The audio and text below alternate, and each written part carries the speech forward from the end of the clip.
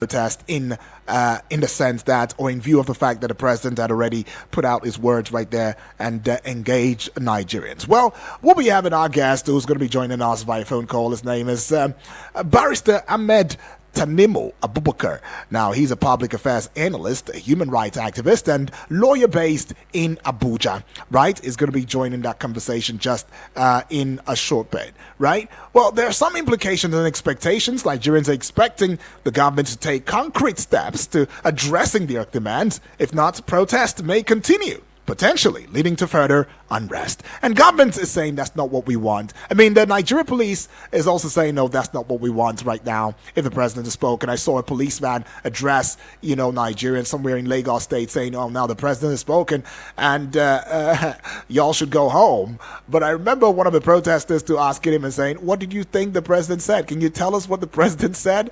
You know what I mean? That's, by the way, the policeman said, you know what, go, that's why you should go home. So you can watch it in your TVs right there and determine, what the president has said and all of that. Well, Nigerians are expecting, the government must also balance maintaining order with respecting citizens' rights and addressing their concerns, as this is very, very important. Well, let's get with our barrister now, Barrister Ahmed Tanimu Abubakar. Welcome aboard to the discourse this morning. Welcome and thank you for having me. Oh, thank you so very much. Well, let's jump into it already. We have seen the aftermath of the president's speech. I mean, the president has made an audacious speech. While some are giving him a thumbs up, others are saying thumbs down to him. Others are talking about, being disappointed as to what the president had said. I want to start with something that I saw, a legal practitioner on X, that's Twitter, coming out to saying very boldly right there in front of the national television saying, hey, you know what? I'm a legal practitioner. And now that the president has spoken, there is a need for us to go back home, down tools, go back home and give the president some time. He said, I am with the protest. I have been with the protest from day one, that's August 1, up until now. But then I'm saying from the legal angle that as the president has spoken now, it is only necessary. It is only constitutional. It will be unconstitutional for anybody to want to continue in a protest, after the president's speech, whether or not the president has addressed your concerns. That might just be something that you might want to wait it out, just to observe the president and how he is going to indeed do or put answers to some of these things that he had said he was going to do or he is doing at the moment. But before you give me your thoughts on that, what would be your reaction to the president's speech as of yesterday morning? Okay, before making comment as regards the president's speech, I want to respond to what my learned colleague has stated, giving his own opinion. Right.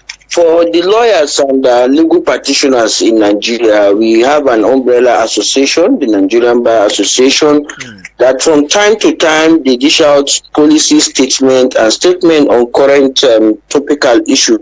So if the NBA, the body of lawyers, were to have any opinion, same shall be communicated by the national president or the publicity secretary. Okay. That has not been done. Okay. The president's speech as an aftermath to it has really changed nothing. In the standard platform for negotiation, you don't invite some dialogue when the fighting issue, the cause of the matter, what led to the protest is still burning and nothing concrete has changed. Our expectation would have been the president to say, we've made mistakes and we are going to put in measures to correct such mistakes. And we'll start by going directly with the main issue, which is the removal of fuel subsidy that have made prices and cost of living to escalate into a state of excruciating pain. Mm-hmm. So you stop the sort of discomfort, you put a halt to it. You make a statement that although subsidy payment was not captured in the budget, as responsible leaders, you are responding to the yearnings and aspiration of your people. I will include a supplementary budget just to cater immediately for the needs, for the challenges that are bedeviling my citizenry. They've shown disdain that what I've done in the past have not yielded results, and has been a tale of misery. So now you want to press the reset button. We are not blaming President Tinubu for all the atrocities and anomaly we are witnessing. Right. He is just a product of the circumstance of his ascension to power. We know what the Buhari regime did. They completely messed up the economy. They threw the economy into state of epileptic degradation. Right. When nothing seems to be working, we're just borrowing without even projection of investing such borrowing. We took tokenism to the highest level, whereby monies were dished out without any form of accountability or productivity. Those huge amounts of money would have been deployed to proper infrastructural development. But as we have it, across board in the entire country, hardly will you find a single road path that will last for more than 200 kilometers without potholes, without deep trenches, and you wonder if you are in Nigeria, it is that bad. We are not making reference to the issue of insecurity. Right. We talk about food security. People are dying of hunger. A palliative were given, but till this moment, until when warehouses belong to various governments were being vandalized, no palliative were ever got to the right persons. So the government need to do more. We need to develop our system and our structures to be able to address pressing issues of this nature. What the protesters are demanding, none of their demand has been met. They never talked about dialogue. The opportunity of dialogue was given to the government the moment when the intention was made known. That would have been the best opportunity for the government to have a town hall. We have not seen any town hall that is different from the ones we witnessed during electioneering. We are expected to now have town hall meetings. That's where the negotiation, that would have put a halt to the planned protests before it became a reality. Well, rather they chose to go to court to obtain the restraining order by ex parte, and we have seen that the judiciary is being brought into a critical aspect of governance that we ought to be as we have to show all the attributes of being indifferent. But you see, the executive bereft of ideas. We are in a society where everybody seems to be conscious. What the protesters are asking is not luxuries. How do you want to make sacrifice when those that should be making the better part of the sacrifice, they seems to be engaged in luxurious activity? Yeah, some are saying that that the judiciary stepping in at the moment when they stepped in to condition the protest venue and to certain places in a particular state was just to help ensure that we don't have losses of lives and property. Don't you agree to that? Do you think it was also masterminded by the government? Yeah. Well, the mastermind, the hands of politicians in power and those in opposition is all visible. When you have people protesting for the protesters not to protest, you know that element of sponsorship, more so that they have time to organize with their caps, t-shirts, banners. And we saw how they were being paid for engaging in such protests for protesters not to protest. Only in Nigeria will you see a situation of that nature. We equally are witnessing situation where the persons are sponsored to destabilize the protest, to give it a bad name. We are trying to give the dog a bad name so it can be hanged. Okay. We cannot say we are not in the hands of politicians in power and the opposition, but the main issue is Hunger is in the land, and this is facilitated and sustained by bad governance. You don't expect a hungry man to continue to conform to the best ethical standard. So naturally, if there's a protest, it goes with the attendant consequences of looting or vandalism. Some people need these things to survive. So they are already dead because they engage in anything that will keep them a day longer. Will you want to blame them when you have food insecurity? Yeah. Let's look at the protesters' demand, right?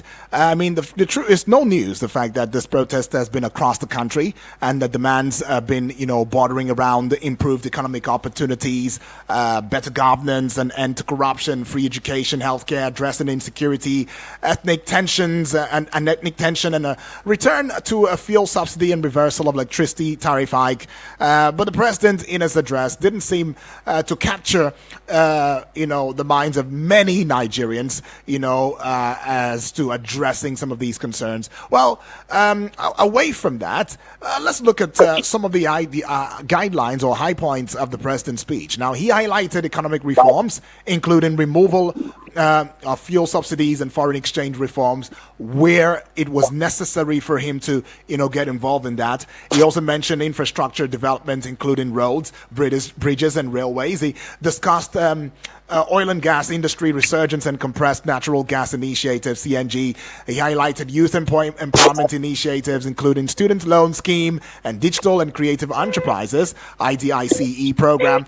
He emphasized need for dialogue and protection for constitutional rights and called for Nigerians to work together to building a brighter future. However, despite the president's speech, many Nigerians feel that their concerns have not been adequately addressed. The speech focused on basically the government's achievements and plans, as many are saying, but did not directly address the core demands of the protesters. And some of the core demands that were unaddressed, as some political observers are saying, as the fuel subsidy removal not addressed, no clear plan for free education and healthcare, insecurity and ethnic tensions not adequately addressed, electricity tariff not reversed, economic reforms, inclusivity, not ensured. And now it takes us to some questions that might want to come to bear, right? How do you think the government can indeed plan to provide improved economic opportunities and employment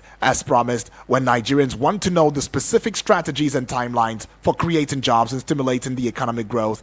And, what concrete steps will the government take to ensuring better governance and accountability from your own view as an aftermath of the president's speech, where Nigerians demand more transparency and accountability in government dealings, but the speech somewhat is not providing clear plans for achieving this? What I would say is simple.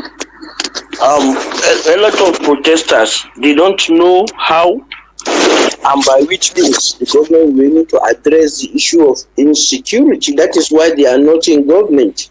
They've trusted the candidates of their choice to go and represent them.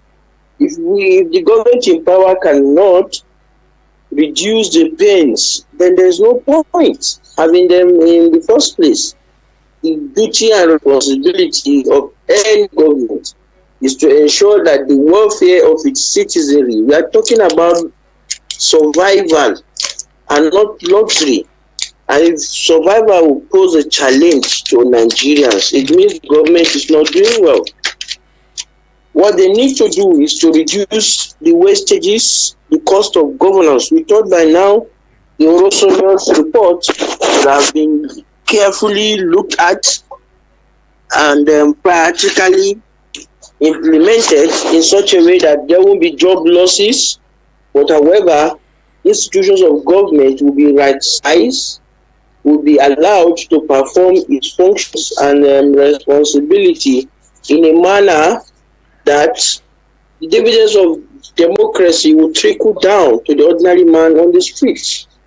We can't achieve that if the government has not really realized that leadership is a collective responsibility, whereby leaders should be able to lead, looking at the feelings and reflecting the feelings of its citizenry. We do not want to have a government where the National Assembly are embarking on projects, expensive and unsustainable expenditure. Generally, we just have to reduce the cost of governance. It's too expensive, it's unsustainable, it's unrealistic. That will be one of the most important ways to create the enabling environment. The corruption is still thriving. Efforts being made are yielding little results. The various bodies responsible for it, over time, most petitions are being treated in a transactional basis. And we don't want that. We are seeing corrupt leaders that cannot be apprehended. Cases are going on for donkey of years. We've seen how mockery were made to even the gains recorded through the reversal and the battling of some individuals that are being convicted of corruption. So the government needs to do more. They need to do more in terms of boosting the economy. Right now, cost of living of sectors are not producing. It has a direct impact on the economy. People cannot go to farms. What is the government doing? Practically, it appears government lack capacity. At this moment, we should seek for. There's nothing wrong in getting the international community to intervene. There's nothing wrong in seeking for debt forgiveness and the facility should be restructured for a longer period. Government naturally will make some changes. The issue of power, electricity distribution this time around should be looked into, and the costs. It would have been a right decision not to have floated the naira, but that will only be of benefit if you are producing. So at the moment, we are putting the cart before the horse. What about the place of the, what about the place? What about the place of fuel subsidy removal, bringing it back and all of that? Do you think that that would be a step in the right direction as it's part of the demand? Absolutely. There is need for fuel subsidy reversal this time around. It should be brought back unconditionally. Unconditionally? In its full scale? Yes, unconditionally. Then a process for negotiation on how visible we are to have a long-lasting, sustainable solution to our energy needs. And at the same time, the people should not be thrown into a state of acute poverty that will lead to frustration and that will equally have greater negative impact. We want democracy to sustain. We don't want military incursion in the governance. So we believe if the government should look inwards and try to do things differently, it will be better for all. We'll be able to achieve meaningful success. And President Tinubu will be able to put his name in the legacy that a lot of us expected him to have. He has seen it all. He has done it before. We don't know why Nigeria is different. Right. Well, anyways, quite a number of Nigerians are saying they're quite disappointed with the president's speech, while others are lauding the president and saying, well, he indeed made a speech that is very veritable and verifiable, and of course is in tandem with the reality of Nigerians. Let's just go take a breather, take this, pay some bills. We'll be right back in a short bit, and when we do come back, of course, we'll let the phone lines open and get to hear from you directly, because we always talk about the mandate of allowing for your voice to be heard loudly and clearly, but don't forget, keep it at the back of your mind that it must be done with civility and responsibility. And of course, you can join this conversation across the national television that we are hosting across social media platforms, talking about YouTube. Get on there, give us a like, of course, press us a subscription there, and of course, comment so that we know that we're there, and recommend as well. And that will be at Eagles FM Abuja. Do the same for Facebook at Eagles FM Abuja. Give us a like, give us a following. following. Give us a comment as well as share, as your heart, allows for, so we just know you came. And to the X handle at Eagles FM Abuja, spread across every other social media platform, TikTok and Instagram at Eagles FM Abuja. Don't go away. We'll be right back. Eagles 102.3 Abuja. My people, the thing where they happen for my area, Do you think I will now find out that you have contract to bring fresh girls? I brought you from the gutters. Who gave you all the connects? MDG who? Without me, you would have been nobody. But Join Media Coalition and Awareness to Halt Human Trafficking, MICAT, on our Wish I Knew radio drama every Saturday at 10 a.m. Let us join hands and kick human trafficking out of our communities. I Wish I Knew radio drama, brought to you by MICAT in partnership with the National Agency for Prohibition of Trafficking in Persons, NAPTIP, and funded by the Embassy of Denmark in Nigeria. Eagles 102.3 FM Abuja, here to stay. From Milky Way to Earth, everywhere there's internet, you can connect with Eagles 102.3 FM Abuja. Log on to our website www.eaglesfm.com.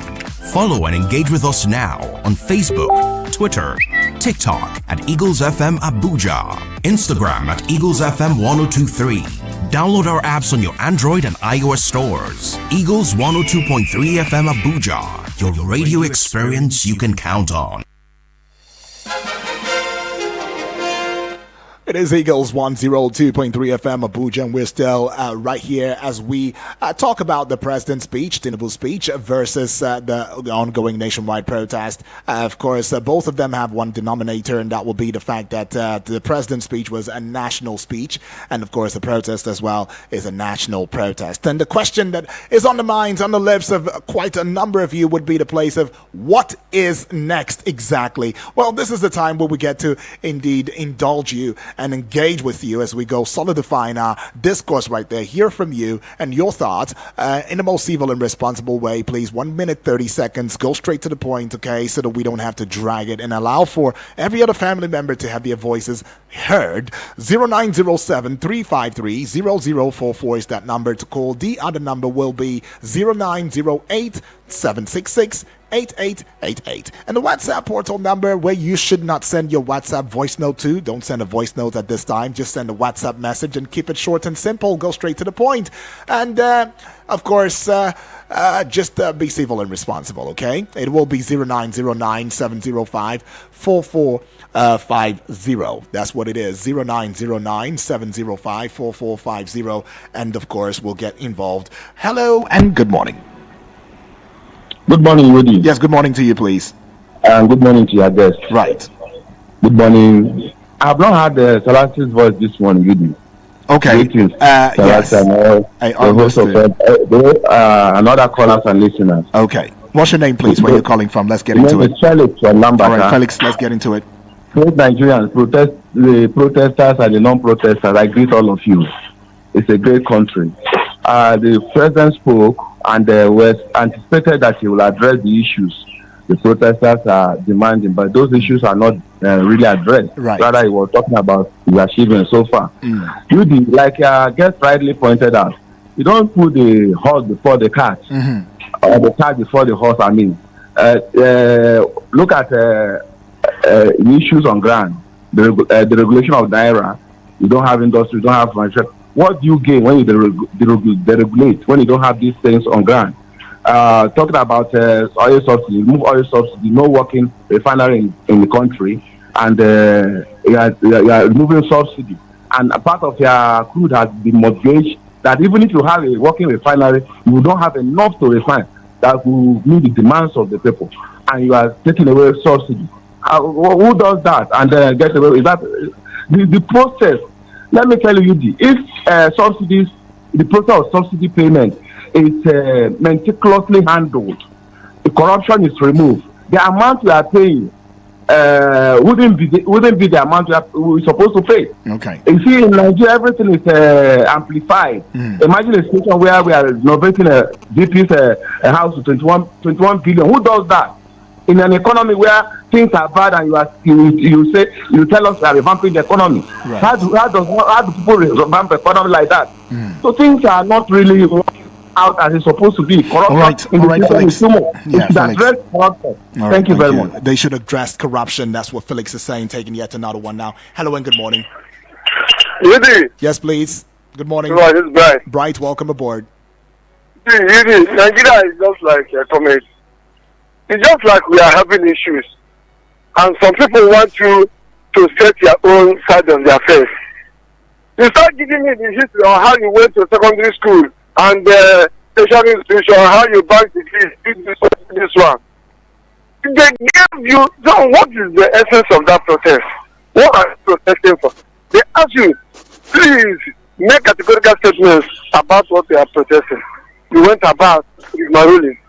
This is not what they actually want. They gave you a 10-point agenda. Or for the whole 10-point agenda, you didn't even address one. Is that how to handle things? Okay, we are in this same country. Even that achievement you have done. Then think for one tangible one. That is the CNG bucket. Okay, you told us that rice is 40,000 naira. Which shop is that rice for 30,000 naira? See, the only thing I have observed in Nigeria is that when you are eating, then you still eating is right. But when they remove your hand from the stopper or from the plate, you start draining. That's the attitude of Nigerians. And Nigerians like to observe people manners without even minding their brothers. You see some people now, because they are carefully employed, they are making money. They are not looking around the environment and see whether they are secure in that their money they are making. Look, some of them even are aspiring to be in the position of the people who are even calculating and looking us. All right. Let me tell you. I get that. As far as I know, those people that look at from his career, how many years he has been in government? Only him and the cronies and his family ruling. Is that what people want? Inclusivity is involved in government and governance so that Nigerians will move forward. Nobody is selling us. We are not fools. Very well. Nobody in Nigeria doesn't want progress. Let's space for all Nigerians, okay? Thank you. Be a part of it. Thank you, Bright. You've made your point loudly and clearly. Let's see. I mean, one of the things that, of course, the protest is all about would be the place of cutting down the cost of governance. Yet it didn't seem as though the president also mentioned, that in a speech, and Nigerians are not really happy, and Nigerians expected that he was clear, on some of these demands, addressing them one after the other. But some would say that if the president was able to touch on general demands, everything in general, then maybe we should just give him the benefit of the doubt. One of the things that the president has said, 500 billion naira, approximately 1.2 billion US dollars, for livelihood support to states. That's what he said. 1.8 trillion naira, approximately 4.3 billion US dollars for infrastructure development, including roads, bridges, and railways, and then 1.2 trillion naira, approximately 2.9 billion US dollars for oil and gas industry resurgence and compressed natural gas initiative, 500 billion naira, approximately 1.2 billion US dollars for youth empowerment initiatives, including student loan scheme and digital and creative enterprises DICE program, and finally, of course, 100 billion naira, approximately 240 million US dollars for housing initiatives aiming to complete 100,000 housing units over the next 3 years. Well, Barrister. The ruling of achievement recorded is a good thing, but you do that in a situation where people are ignoring the same. Sorry, we lost what you said there. Sorry. Angry, people are agitated. The government seems not to be in control of finding lasting measures. So, reason of so-called achievement in terms of doing what ordinarily should be their responsibility, we will not want to say they've made significant impact. What people are feeling are the pains of hunger, which they believe is as a result of bad governance. So what would you have thought the president should do? What would you have thought the president to do? The income packages and wastages. What would you have thought the president to have done? In a speech. What did you expect? Because we saw the likes of Wole Soyinka, right? We saw Wole Soyinka, the PDP, slamming president's address. NGOs and others hail it. Protest organizers demanded 1,150 detainees released. The organizers of the #EndBadGovernance protest, they have demanded the release of the first 3 days of nationwide rallies, those who have been allegedly arrested by the police. We've also seen issues with the Nigeria police security personnel that has been drafted to providing security for protesters, throw out canisters and of course the live ammunition and all of that, and all of these, many are saying and observers are saying, shouldn't have been shouldn't have come to bear. In the reality of all of this, what would you have expected of the president's speech? As I said earlier, what we believe in is that the main issue for the protests is the sudden removal and of the subsidy regime without planning, without consultation, without systemic consideration of the likely risks element components to the implementation of such policy. Having witnessed it, we've seen its negative impact, and the positive aspect of it will take a longer period to be realized. The people cannot wait when they know they will not even survive to get to that point due to the fact that they are hungry. So the issue of hunger will be what should be the focal point of the entire debate. Right. All the measures being implemented have not yielded the results desired. So new ideas should be deployed towards achieving goals earlier set. Right. Well, the Take It Back, movement, the Youth Rights Campaign, and the Creative Change Center, in separate interviews right there, as of yesterday, had vowed to carry on with the demonstration, stating that Tinubu did not address their demands as at Sunday morning's national broadcast, where the president, of course, has called on for dialogue and an immediate end to the nationwide protests that have rocked the nation since Thursday. Protesters, of course, largely youths, have been marching across several states, including Lagos State and the Federal Capital Territory, for an end to bad governance and economic hardship. And I also saw something coming from, is it Omoyele Sowore now, who had said that, it seems as though this protest is only, or the president is only aiding for the protest to continue, and that this would only be the time for the youths to take it back indeed. Not really talking about anarchists, but talking about the fact that, hey, we have to continue to engage the government until the president comes out to give a speech which he deems would be reasonable to Nigerians, to assuage whatever it is that is going through what we are going through as a people in the country. Well, from your point of view, do you think that this protest is continuing, or should it stop at this point in time, considering the loss of lives, considering the loss of property? Well, the protest for me has achieved what it seeks to achieve. At least the government will no longer take Nigerians for granted. It has been able to see and feel the pulse of Nigerians, and I believe even if we had stopped at this stage, those protesting, success must have been achieved. However, the main issue still boils down to hunger. Nothing has been done to address hunger challenges. Accountability in the distribution of palliative is largely absent, and as such, all the various interventions, the impact has yet not been felt. That's why I said we have placed the cart before the horse. The president have removed fuel subsidy, and we are now battling with attendant effect. Our thinking was for the government to have implemented the measures as a precursor to implementing a policy that will certainly know will have some dire consequences.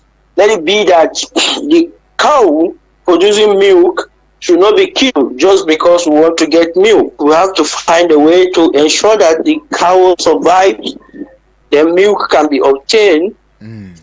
It means adequate food Adequate health care must have been provided to the cow. So for us, the president got it wrong from the initial point. The policy is good on its own, but if it's not sustainable, then it shouldn't be implemented. So subsidy has been reached with corruption. It is the corruption that should be killed and not the benefits that goes with the fuel subsidy. Right. If corruption is exterminated, if income leakages are blocked, if the wastages in government is completely reduced, meaningful impact will be seen in other sphere of our human endeavor. For now, the government cannot expect the citizenry to make all the sacrifices, and make sure the sacrifices are not being seen in the part of those in the home affairs. People will continue to agitate until practical changes are seen. So for now, the protests will continue. People that are protesting have already stated that the speech had made little or no impact to their yearnings and aspiration unless that is fixed. Then the cause of issue at hand will continue to has its feature that we have now. People will continue to protest. We just pray the protests remain peaceful. Security agencies to deploy more personnel so that they can be able to contain and allow peaceful protests to continue. All right, let's take a couple of messages via the WhatsApp portal. We see this one that says, "Good morning, Dr. Udwak Daniel." Okay, good morning to you. How can these same people, or this same person, the president who's calling for dialogue on the table, fail to address even one of the issues tendered by the hashtag #EndBadGovernance protesters as projected on all media outfits, yet he wants those who should come sit with him on the table of dialogue to believe that he'll tackle the issues head on? That's obviously a big fat lie. The same government whom got in a court injunction to confine protesters in front of the Moshood Abiola National Stadium are the same government whom ordered their police and DSS officers to shoot live bullets and tear gas at the same peaceful protest right there at the stadium. Well, that would be a statement of no fact. You can't really justify that. But then you go on to saying injuring even journalists who came to carry out their constitutional duties as well, which is directly contravening the law that gave the protesters the right to protest peacefully, and also contravening the court injunction that they presented against the peaceful protesters to be confined to the national stadium. So they arrested a lot of peaceful protesters right there at the stadium environment on Friday and on Saturday, and yet they are calling for a dialogue. What exactly would they be discussing on that table when who made the law has been clearly seen to have broken the same law with impunity? This is completely unacceptable. A clear injustice to the people. Omotayo from Galadimoa is saying that one now. I see this one here. It says, "Welcome back, my gentle UD, the pillar of dedication in the field of journalism. I'm Yunusa Dentani Ibrahim from Abaji. The paramount lacuna in the speech of Mr. President is to address masses on returning fuel subsidy, opening land border, and this will exonerate the grievances of Nigerians. I appeal to federal government to please address the concerns of masses to avoid mishap." Okay, Yunusa is saying thanks right there from Abaji. And I see this one from Honorable Edwards. Quite a lot. Okay, good morning, you say. Okay, Mr. UD, good morning. My name is Honorable Edwards from Mapo. Obviously, Mr. President's speech is an uninspiring speech, completely empty of hope for the nation, full of justification for a hasty decision, shifting the blame of his ill-timed actions to the opposition, clinched to his politically motivated as against the prevailing hunger, starvation, poverty across the land, threatening the citizenry, with the use of coercive instruments, brandishing a futile gains of economic growth with increased allocations of 570 billion naira to the state government without a corresponding impact on the lives of the masses. It's simply a voodoo economy. I see no hope. We are progressing on a wrong trajectory. I have always argued that Nigeria must not and should not be run on the basis of profiteering. A state is not a profit-making entity. A state exists for the welfare and security of lives and property of its citizens. So whatever that is inherent in it, being material and human resources, is for the benefit of a people and not for the elite alone. What has increased revenue of trillions translated to? It's also multiple the size of pockets of the governors, their co-hosts, as well as other government functionaries. Okay, speechless speech, he says. Thanks. Let's see. Oh my goodness. Now this is too much. This one here is saying, good morning, UD. When you say there is no clear plan for free education in Nigeria, I'm not sure what you meant. Fact check me, please. Primary school to junior secondary school is free and compulsory in Nigeria. Also, all federal government-owned high institutions are all tuition free, like it is done in other saner climes. What level of free education do we want to think should be implemented outside these, bearing in mind that the student loan has come into effect, giving repayable loans to Nigerian students? Okay. All right. And thousands of Nigerian students are benefiting from this. What sort of free education are we advocating for this time? Alamin from Central Area is saying that. Well, I mean, we cannot go further. I mean, there's quite a lot to say. This one says Nigeria will. Good morning, Mr. Yudi. Will Nigeria ever get it right when we are practicing politics of ethics and religion? Ethics and religion. The people that are protesting today, where were they when Buhari was the president? Nigeria is enjoying. Okay, now. That's not going to go on air. Well, you're saying elections will soon come. Nigeria, be wise. Henry Oga from Suleja. All right, I see quite a lot of other messages, but right there, but I cannot jump into all of them. I want to say a big thank you to you, Samuel from Kuje, as well as Yusuf from Musei too, and of course, Sanusi Texan from Suleja. What will be your final thoughts? Barrister Ahmed Tinubu. Yeah, for me, Just I a believe quick wrap up. the president has good intention, but the way and manner he goes about it is incurably defective. So the reset button should be pressed. Things should be done differently. Okay. All right. With less negative impact on the people. Okay. All right, though. Thank you, far too kind, Barrister. I appreciate your time with us. We really don't take it for granted. Yes, exactly. And you are a public affairs analyst, a human rights activist, and lawyer based in Abuja. We look forward to having more conversation with you in the coming days. Well, this is where we say a bye-bye to this particular prog show on radio. Remember, we also have an audio-visual radio experience, so you can get across all of the social media platforms that I mentioned earlier. And, of course, make your presence felt. My name is Udwak Daniel, and do well to have a great day. 10 o'clock would be time for the Midday Extra Show with Martha.